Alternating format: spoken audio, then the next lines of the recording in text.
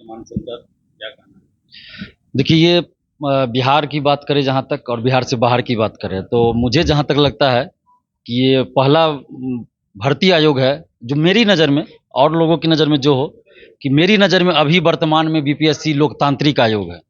कहने के लिए तो बहुत लोग कहेंगे कुछ, लेकिन एक साल पहले हम खुद बोलते थे बीपीएससी भ्रष्टाचार का अड्डा है, लेकिन आज हम खुद बोल रहे हैं। इससे पहले भी शिक्षक भर्ती में हम आए थे तो हमने उस समय भी कहा था कि परीक्षा अच्छे से कंडक्ट हो रही है, तो हम तारीफ करेंगे, जाहिर सी बात है। अगर कहीं कुछ गलत हमें नजर आएगा तो उसको भी हम सरकार के सामने, आयोग के सामने रखेंगे कि उसमें सुधार हो। और पिछले 5-7 साल से 64वीं बीपीएससी से 2019 से मैं बीपीएससी में सुधार के लिए लड़ रहा हूँ। कई बार लाठियां खाई, जेल भी गए, और आज खुशी इस बात की हो रही है कि जिस चीज के लिए हम मार खाए, पुलिस की लाठी खाए, जेल गए, और आज उस चीज के वजह से इतना सुधार हुआ है बीपीएससी में जितना हम लोग अपने परीक्षार्थी रहते हुए चाहते थे।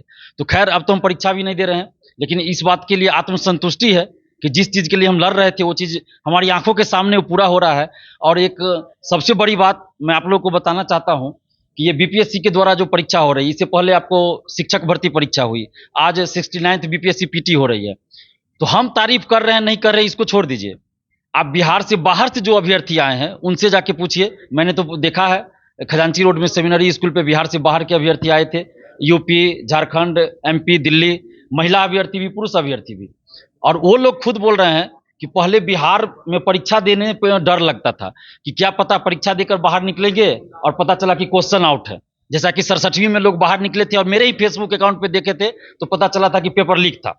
लेकिन अब वो चीज इतिहास बन गया है, तो हम लोग को परीक्षा देने में डर नहीं लगता है। और हम बड़ी खुशी के साथ परीक्षा देने आए हैं, विश्वास के साथ कि पेपर लीक नहीं होगा, कोई धांधली सेटिंग नहीं होगा। तो ये एक अच्छी बात है। हम भी जब परीक्षा देने बिहार से बाहर जाते थे, चाहे यूपी पीसीएस हो या फिर अन्य राज्यों में, तो वहां हमें ये सुनने को मिलता था कि आपके बिहार में तो धांधली सेटिंग होता है, पेपर पहले ही आ जाता है, एक रात पहले रटाया जाता है।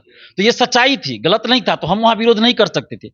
और यही सब वजह थी कि हमने एक मिशन अपना बना लिया था कि हम इस चीज के खिलाफ लड़ेंगे और सुधार होना चाहिए। और संवैधानिक संस्था जो बिहार का सबसे बड़ा भर्ती आयोग भी है, संवैधानिक संस्था भी है बीपीएससी, जब इसमें इतना बड़ा सुधार हुआ तो आज हमें खुशी हो रही है इस बात का कि जिस चीज के लिए हमने त्याग किया, अपनी नौकरी तक छोड़ दिया, तो उस चीज के लिए हमें आज खुशी हो रही है कि कम से कम चलिए कि उस चीज के लिए जो त्याग किया हमने, व्यक्तिगत रूप से क्या त्याग किया वो मैं ही जानता हूं, बाकी तो दूसरे लोग नहीं जानते हैं। आयोग को क्या सलाह दें? और अभी जो ये बीपीएससी एक मॉडल बन गया है, और जहां तक मुझे पता चला है कि बिहार से बाहर के भी कुछ भर्ती आयोग इस पे चर्चा कर रहे हैं कि बीपीएससी में जो व्यवस्था लागू किया गया है क्या हम लोग लागू कर सकते हैं। हो सकता है यहाँ के अधिकारियों से संपर्क भी किया गया, मुझे नहीं पता, लेकिन मुझे ऐसा पता चला है कि बाहर के भर्ती आयोग भी चर्चा कर रहे हैं। लेकिन एक सवाल है मेरा कि जब बिहार में बीपीएससी ये व्यवस्था लागू कर सकती है, एक साल पहले इसका क्या इतिहास था सबको पता है, तो क्या बगल में सीएसबीसी है जो सिपाही भर्ती कल परीक्षा होनी है,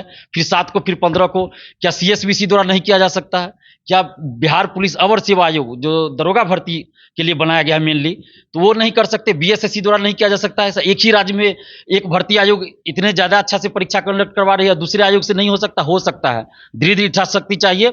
और जब तक जो बीपीएससी मॉडल बन गया है, तो बीपीएससी मॉडल को आपको, सीएसबीसी को और बिहार पुलिस अवर सेवा आयोग को, बीएसएससी को, तमाम भर्ती आयोग को बिहार में कम से कम लागू करना पड़ेगा।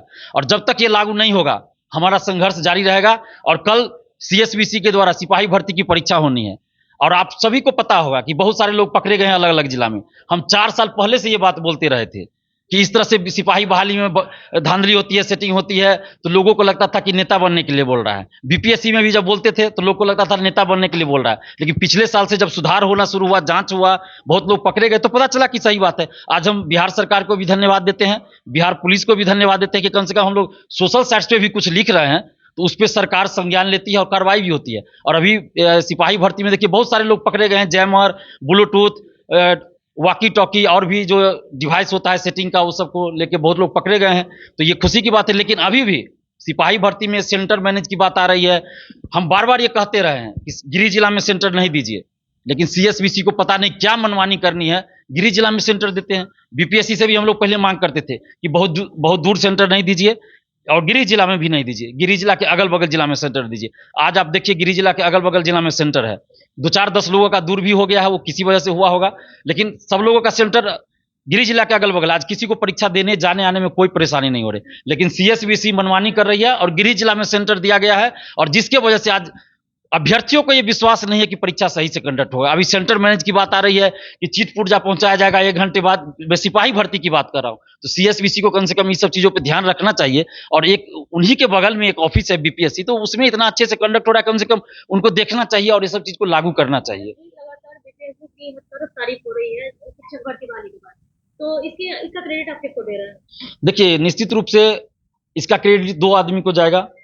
एक तो बीपीएससी पूरी संस्था को जाएगा, और उसमें भी स्पेशली देखिएगा तो चेयरमैन सर को जाएगा, क्योंकि किसी भी संस्था के जो हेड होते हैं, तो अगर गलती भी कुछ होगा तो उन दोषी वही होंगे, अगर अच्छा काम भी होगा तो तारीफ भी उन्हीं की होगी। तो अतुल प्रसाद सर को हम सबसे ज्यादा धन्यवाद देते हैं, क्योंकि इससे पहले भी बहुत चेयरमैन आए, हम लोग बहुत बार प्रयास किए उनसे मिलने का, लेकिन वो लोग अपने आप को पता नहीं क्या समझते थे, मिलना नहीं चाहते थे। अभी भी आप देखिए बीपीएसएससी जो दरोगा बहाली के लिए बिहार पुलिस अवर सेवा आयोग, सीएसबीसी और बीएसएससी, इनके चेयरमैन नहीं मिलते हैं। हम लोग प्रयास करते हैं कि भाई हम सुधार के लिए आपसे मिलना चाह रहे हैं, आपको बताना चाह रहे हैं कि कहाँ गड़बड़ी हो सकती है, उस चीज को आप रोक दीजिए पहले की गड़बड़ी ना हो, लेकिन वो लोग नहीं मिलना चाहते हैं। तो खैर उनकी मर्जी, लेकिन अतुल प्रसाद सर ने लोकतांत्रिक तरीका अपनाया, इसके लिए हम उनको धन्यवाद देते हैं। साथ ही उनके साथ जितने भी है, चाहे यहाँ के सचिव महोदय हो, परीक्षा नियंत्रक हो, और भी जो पदाधिकारी गण है, कर्मचारी हैं जो इन ड्यूटी में लगे हैं, जो प्राइवेट सेक्टर से भी हैं, सबको धन्यवाद देते हैं। और साथ में मुख्यमंत्री नीतीश कुमार जी को भी धन्यवाद देते हैं, क्योंकि अगर सरकार साथ नहीं देगी तो कोई भर्ती आयोग अपने मन से कहां से काम कर पाएगी। तो इसलिए सरकार को भी और खासकर मुख्यमंत्री नीतीश कुमार जी को भी धन्यवाद देते हैं। साथ में नीतीश कुमार जी से मांग भी कर रहे हैं कि हम लोग आपसे नौकरी नहीं मांग रहे हैं, बंगला गाड़ी नहीं मांग रहे हैं, सिर्फ पारदर्शिता मांग रहे हैं और धांधली सेटिंग रोकने की बात कर रहे हैं, जिसमें कि अगर आप कीजिएगा वो सब चीज तो आप ही की तारीफ होगी। आज बिहार से बाहर के लोग आ रहे हैं, तो जाहिर सी बात है बिहार की छवि अच्छी बन रही है, बाहर जाकर भी वो बोलेंगे कि बिहार में अच्छे से एग्जाम दे के आए, लेकिन वही जब कल